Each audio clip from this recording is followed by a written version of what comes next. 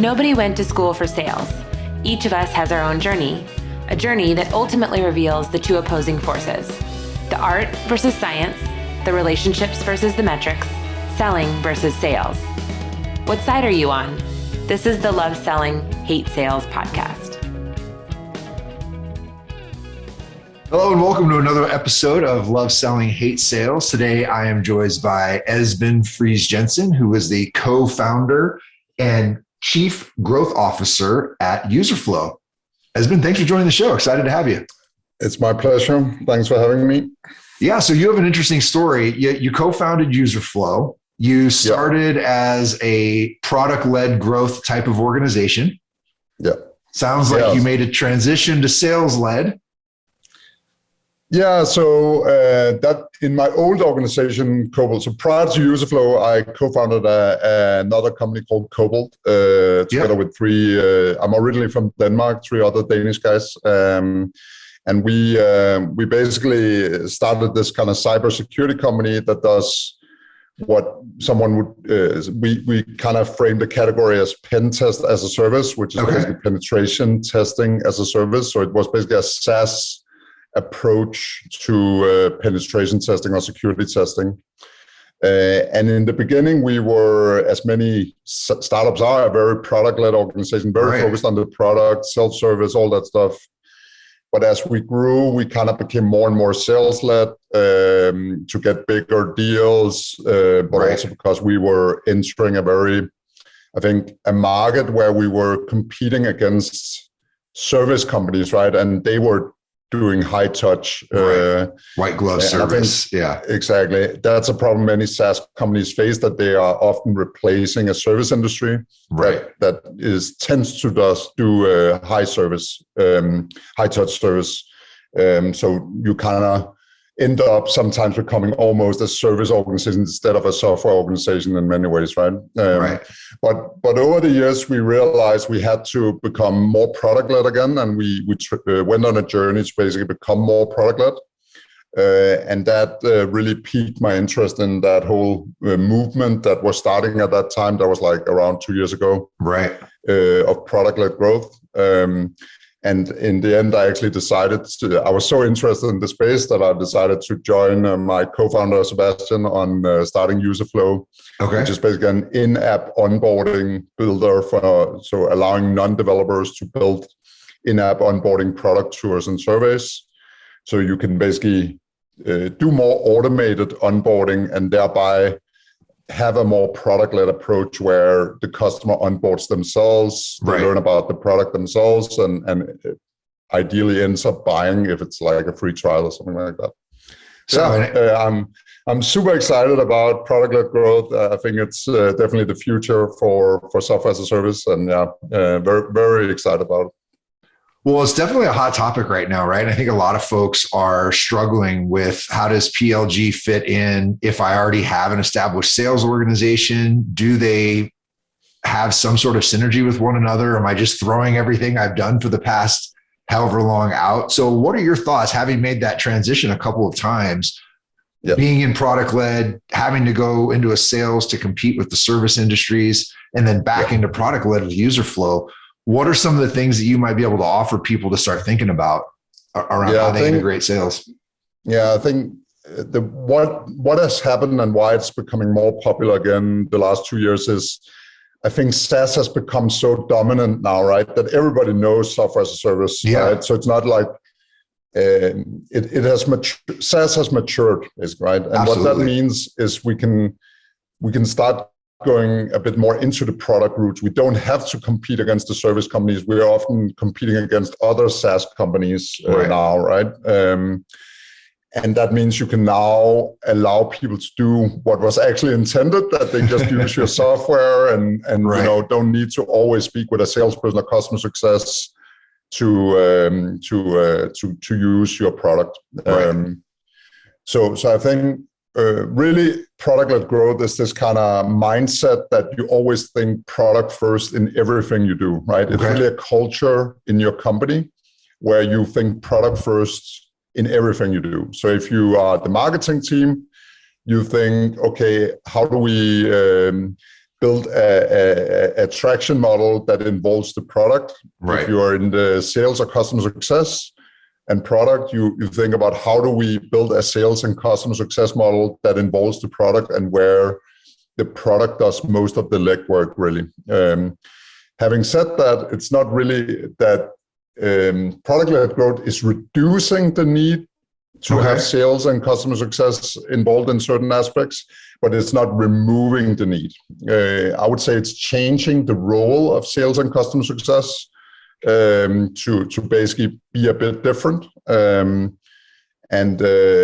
I think it's definitely something that will, it's still a journey that many companies are going through and trying to figure out what does that actually mean, right?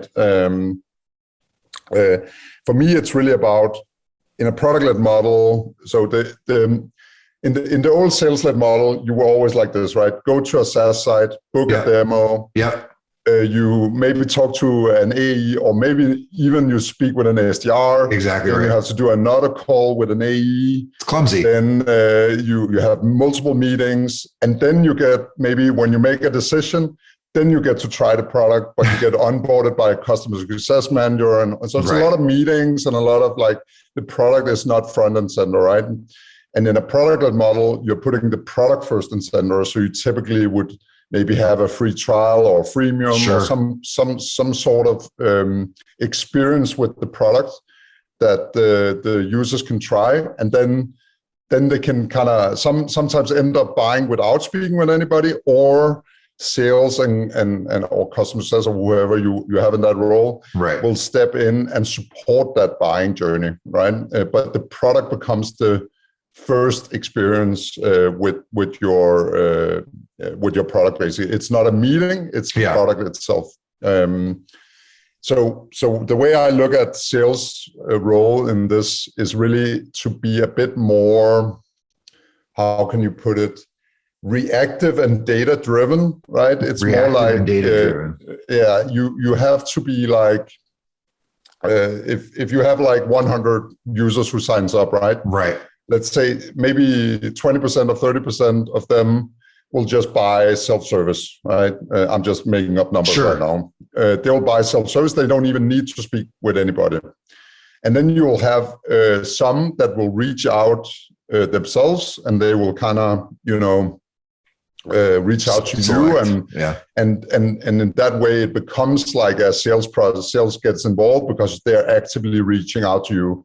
But often what they reach out with is really questions, right? It becomes a whole other conversation, because they're reaching out with concrete questions about like the product. Can it do this? Can it fulfill this scenario, and so on? So it actually becomes a much better conversation, instead of like doing a generic demo and then talking about that, right? It becomes an actual conversation about use cases, and stuff like that, which is actually better for sales, right? Because then you can better sell those use cases and present the product. And then the last bucket, I would say, is the ones that don't end up buying themselves, and also don't reach out. And for them, you can say some of those are still potential buyers, and maybe their sales can do some data analysis, or you can use tools to look at, did they show some kind of buying intent in the product, despite them never ending up buying, that justifies that we should maybe give them a bit of a push, right? Reach out to them manually, maybe on LinkedIn or whatever, to get them engaged, right? So there you can say, sales can go in and be that extra touch of actually reaching out directly because this customer showed some kind of buying intent. But in general, you leave it up to the customer a bit more to actually decide how they want to approach this, and it's not so kind of pushy.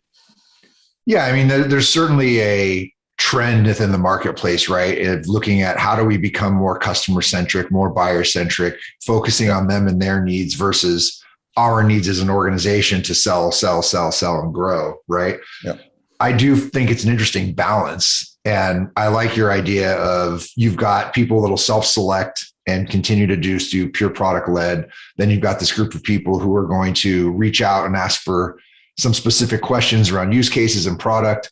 But then I do think there's a lot of opportunity probably for marketing and sales both to get really good at data analysis, because what you described to me seems like a huge opportunity to gather insights about an organization. And I'm thinking about this when you go up market, right? Like you're probably going to start seeing trends within individuals in the enterprise who might be one-off users of a platform. This is just an example, right? It maybe not happen every time, but how can you analyze those trends as a marketing and sales organization to then bring insights into the executive leadership of that group who might buy your product, right? So that you can create more of a white glove sales experience that's solving a problem versus just, hey, I saw a bunch of people are using our product. Should we talk, right?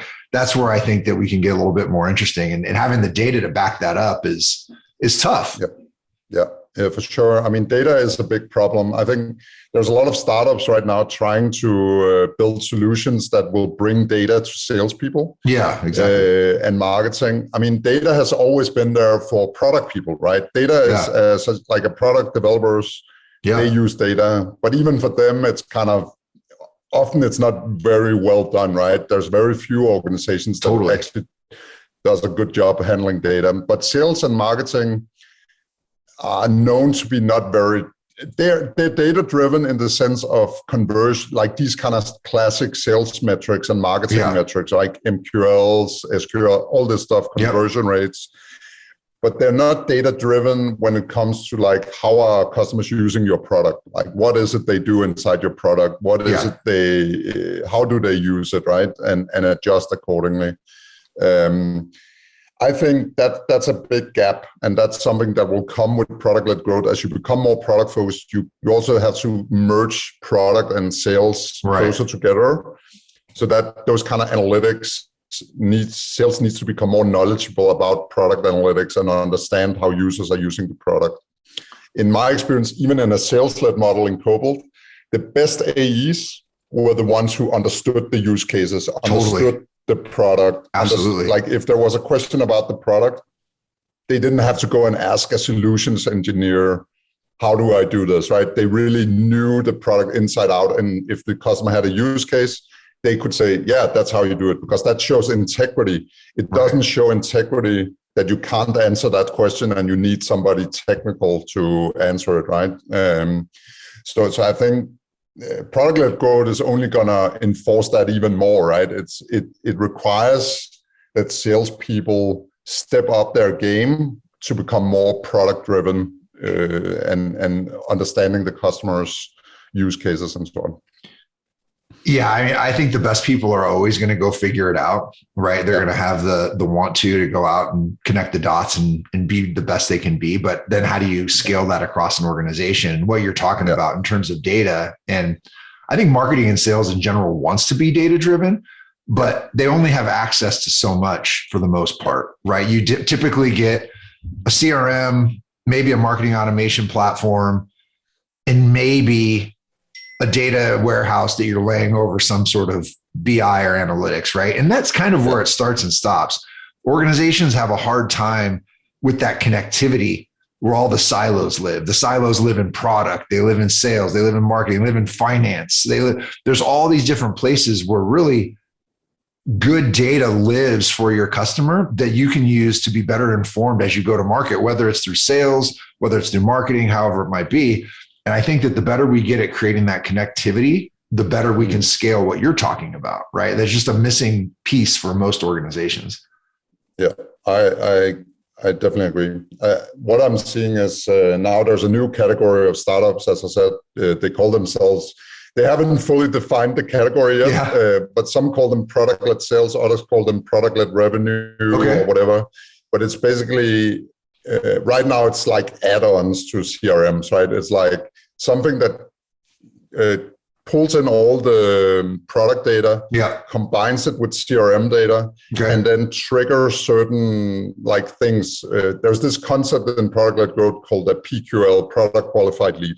Okay. And these tools are really about highlighting when do we have a product qualified lead, so sales can kind of reach out to the right product qualified leads. That's the other thing, because some product qualified leads are just going to buy themselves, and you don't want sales to necessarily butt in or annoy them, right? You just want them to go and buy.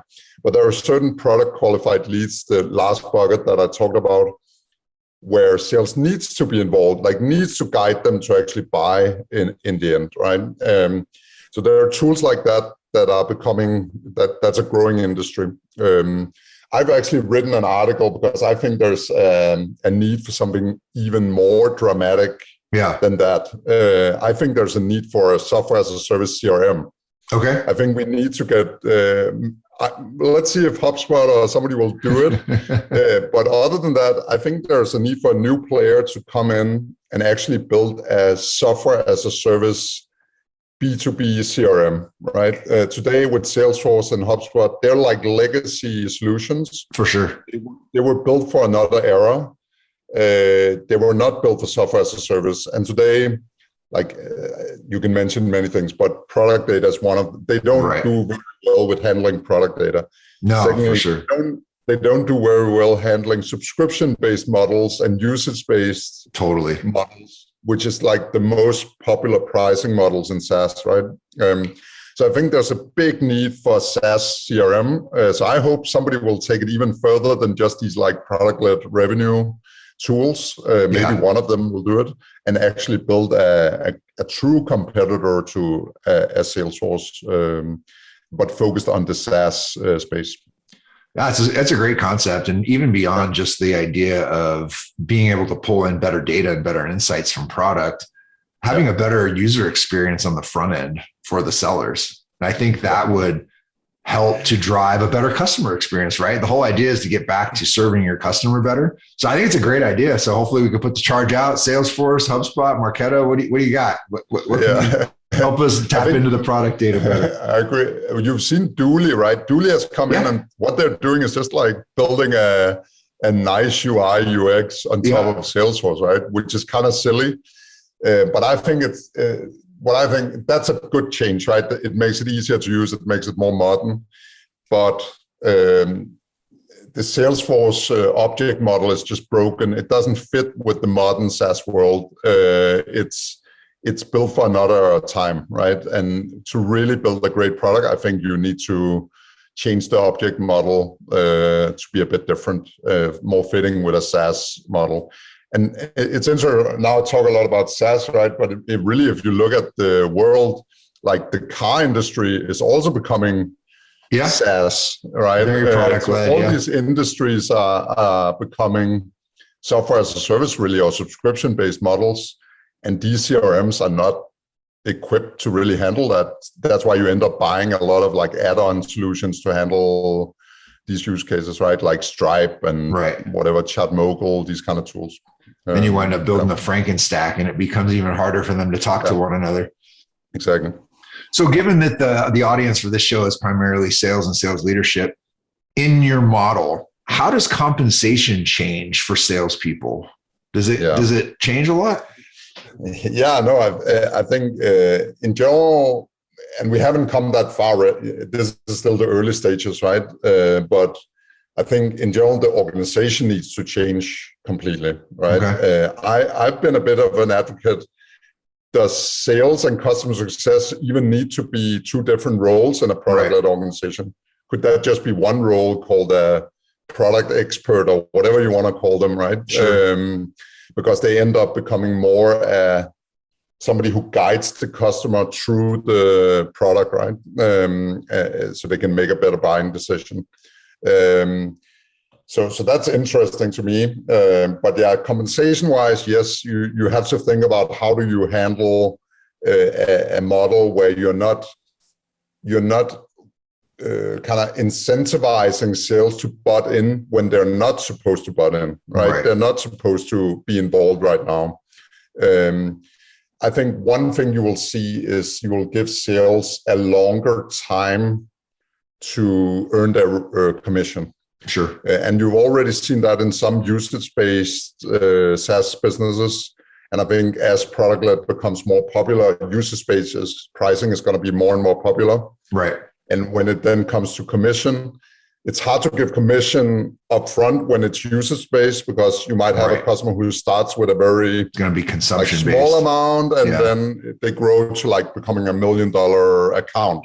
Right. And you wanna kind of give the salesperson some credit for not just the initial sell, but also what comes after that, right? I think the commission model has to kind of be aligned with that somehow. That you honor that they actually were part of creating that customer who ended up buying for a lot of money. So I don't think anybody has found the perfect model yet, but it's something where you increase the duration of how long a salesperson's commission can be earned. I think is one area. But yeah, in general, like this is like a big, as I said, a big org change, right? I even have like ideas where I see product ending up owning a revenue number, right? Like the product function owning revenue, because if they are responsible for building a product that needs to convert customers, right? They should also be measured on that revenue that it generates then. So maybe that's also another future where product actually owns the revenue number and not just sales and customer success. Yeah, it's certainly an interesting concept. I think that there's certainly advocates out there for shaking up the current models in sales and taking away high commissions, lower bases, and moving up bases and things like that. So I think there's a lot of levers that you could potentially pull as you think about it. Yeah, maybe even commission will go away if you make it very product focused, right? And very like you really think about it's more like a job where you are like now I make it sound boring, but it's more like you're a product expert, right? So you don't it's not about selling, it's not about pushing a sale, it's about helping a customer buy, right? So it's more customer success in many ways, right? The sales process. Yeah, I think that would open the door certainly to a different type of individual, right? And create roles that I think attract a lot of individuals and maybe would detract some others. So it could certainly change the game a little bit in terms of how organizations are structured. Agreed. I'm curious to get your thoughts on, so you think of a pretty common scenario, right? You're a startup, you're product led, you're getting all these users on the platform, you're starting to generate revenue, and then you're looking to go raise funds, right? You're gonna go out and you're gonna get a Series A, B, C, whatever it may be. And then there always becomes that inflection point when someone says, well, we need to go up market, we need to go enterprise, right? Yeah. How do you think, do you think that this type of concept will scale into a big enterprise type of sale? Yeah, I think companies have already shown that's possible. Okay. A lot of enterprises today, the way they buy is that the end user has a lot of power. They will come to your product and they will try it.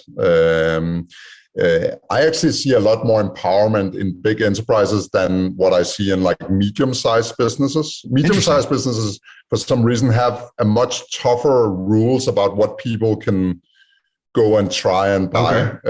So you see the small businesses where typically the decision maker is the one trying the product and also buying the product. Yeah. Then medium-sized businesses, there's a lot more like, it's a bit more discussions and who actually owns the decision around tooling. And then you have in enterprises, you actually empower a lot of the true end users to go and trial products, typically through some kind of process maybe, but they still go and trial your product. And then they have to then advocate to the higher ups that, okay, this is something we should do. So we've seen that with Userflow. We get a lot of enterprises actually signing up. And these are like UX people, so you can say not managers or directors, but like actual like senior UX people, right? And they will use the product, and then they will say, "Oh, this is great. Let me show this to more people in my organization." But then what ends up happening is, in an enterprise, you cannot avoid. I think there are certain cases where they will just swipe a credit card, and then they will, buy for just a team, for instance, right? Depending on the value, right? Exactly. They will buy like maybe just for their team. a small package. Sure. And for that, you can then go from that point and then go in and sell more, right? Like upsell, upgrade. But if they're looking to buy already from the beginning, looking to buy a bigger package, you will also inevitably have the sales process. I think the thing about enterprises is a lot of them are forced to do contracts, forced to do actual procurement. And that means a sales process is inevitably going to happen. Yeah, exactly. Like they will actually reach out to you and say, yeah, I need to go through this procurement process. And the thing is that you should not allow that via self-service, right? You should just say like, we have the self-service model where you can swipe a credit card, or we have this enterprise model where you reach out to us and where we do a proper sales process and make that expensive. Like these people need to be charged for having, complex procurement processes. That's expensive for you. It should also be expensive for them, right? Yeah. And I think that's important because for enterprises, what seems expensive, especially as a SaaS business, what seems expensive to you is not expensive for them, right? That's true. They will still see it as not being expensive at all, right? They're used to paying those kind of prices you might set. I think you can double or triple the price just for having a contract, and they wouldn't mind, right? And I think that's interesting.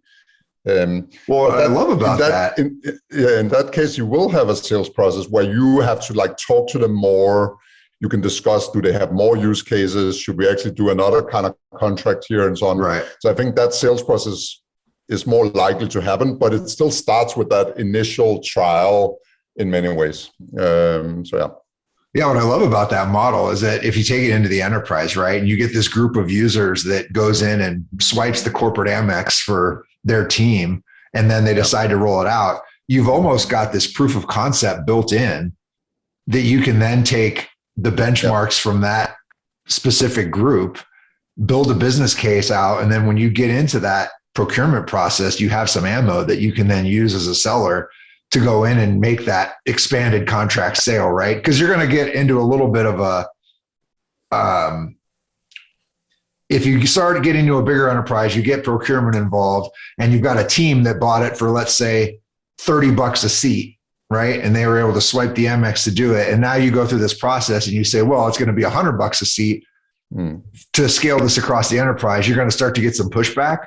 So I think your sales team is going to have to get really good at taking that initial use case, extrapolating that out, building a business case around it for the enterprise in order to get through that procurement process to get the rates that you're maybe talking about.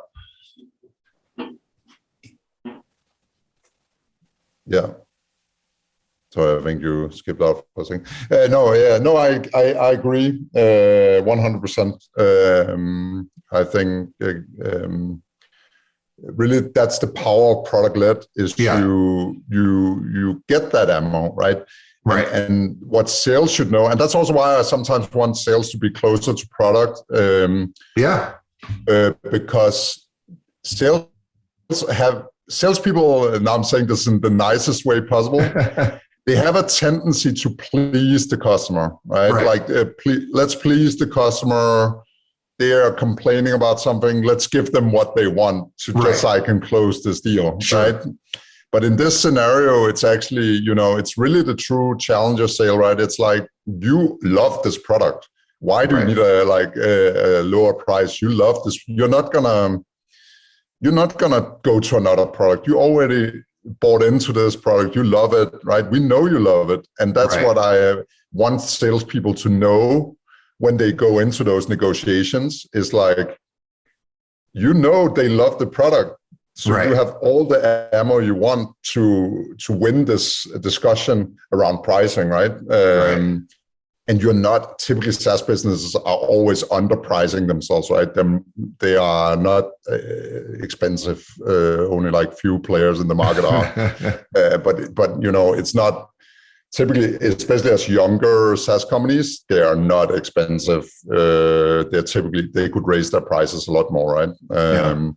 So I think that's something where sales another great sales quality is to be able to understand you're selling something very valuable. Absolutely. Don't underestimate that, right? And by them on seeing that the customer is actually using the product prior to them going into the sales conversation, that should be more than enough to see that they love it, right? Well, what's great is you're using the product. I mean, you're taking product market fit, right? The first absolute that you have to have in any business is product market fit, and you're using that to establish the ideal customer profile on the front end because they're self-selecting. Right? They're coming to you. Marketing is driven around the product. It's driven around that buyer, that ideal customer profile, getting them to leverage the product from the get-go, whether it's in a free trial, a paid use case, whatever it may be. And then that just gives sales so much ammo, to your point, to say, oh man, you're a great fit for this. It's obvious. You're scaling. You started with one person. Now you've got 15. Let's build this out in a smart way. I think it's brilliant. Yeah, and I think it also goes back to the one thing I always told salespeople in Cobalt, but also procurement is not the one making the decision. No, they are definitely not. Yeah, the end users, if they already made the decision, procurement is just there to try to get a better price or whatever, right? Totally. But they already made the decision, so it's not going to go away because you challenge them a bit on the pricing, right? You might, if you challenge them. There's of course balances to this, right? But still. It's not, they made that decision, they love your tool, so it's not gonna, you should go in with that in your mind when you go negotiate. That's great ammo for salespeople for sure. I'm curious to see how this evolves. Hopefully you can maybe have you back on the show in a year and you can tell me how it's evolved at the company. I'm curious to see how org structure changes, how comp plans maybe change, how the profile of your sellers change. I think those things could all be very different under this model. And I'm curious to see it evolve for sure. No, I agree. I think it's going to be exciting years coming. Product-led is this buzzword, right? But it starts to, it's good that it's a buzzword because then companies become aware of it. They start building these models and you will see a lot of great companies inventing great org structures. And really, I think it requires a restructure of the org. I think you need to think a bit more out of the box. You cannot stick with this like marketing, sales, customer success, product. That's the traditional sales-led model, right? Right. Let's look at all those functions together and see if I should redistribute those functions. What do I really need in this new world, right? And that's going to be super interesting. I've always been a big spokesperson for merging, or to some extent merging sales and customer success, because I think the best customer success people are the ones who can do sales, and the best salespeople are the ones who can answer the customer's questions. Absolutely. And give proper support. So there's a lot of overlap there. It's and maybe it's inefficient to and adds complexity to have all these functions, right? Then you just get a lot of politics and stuff blocking progress. So it creates a disjointed customer experience if you have to have all these handoffs and things like that. Yeah. Well, this is a good conversation because, I think like you said, product-led growth is a bit of a buzzword right now. So even having someone like yourself come on and provide some definition around what product-led means, what the future could look like. All the questions aren't answered yet, but we're starting to move in this direction. I think it's super, super valuable. So thanks for running everybody through that. Why don't you give the audience a quick background? Where can we find you? Where can we find your company? What else do we need to know? So Userflow is on very easy, userflow.com. You can find me on LinkedIn, Esben Friis-Jensen. I'm very active on LinkedIn. I'm also very active in a community called Productled, which is productled.com. It's a great guy called Wes Bush who wrote a book on product-led growth, actually. And he also made this community. And so if you are very interested in product growth, I highly recommend joining that Slack community. There's a lot of great questions being answered in there. And I'm also very active in there. So those are the best places to find me. I love it. Userflow.com, find Esben on LinkedIn, and then productledgrowth.com. Is that what it was? Productled.com. Productled.com. Perfect. Well, all those links will be in the show notes. If you enjoyed listening to me and Esben, give us a review on your very good podcast app. Esben, thanks for joining the show. It's great to have you.